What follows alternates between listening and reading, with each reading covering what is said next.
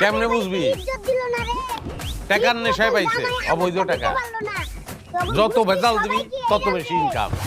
বাবা জহির, আমরা তোমার সবাই পছন্দ করি, তোমার উপর আমাদের আস্থা বিশ্বাস সবই আছে। চেয়ারম্যান সাহেব তোমার উপরে কোনো কথা পায় না, তুমি আমার বিচারটা ন্যায্য বিচার করে দিবা। কাকা, আপনার কত টাকার মাছের ক্ষতি হয়েছে? আনুমানিক 3 লাখ। তুই ক্যাশ 3 লাখ টাকা হালিম কাকারে দিবি,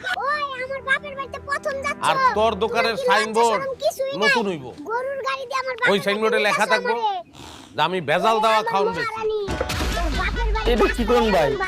তাহলে তো আমার ব্যবসা লাড়ে উঠবো। ওইটাই তো চাই, ওইটাই তো চাই। আমাদের এলাকায় কোনো ধরনের 2 নম্বরই ব্যবসা তো চলবো না। হ্যাঁ, তোর ব্যবসা লাড়ে উঠুন দরকার, আরো 10 জনের।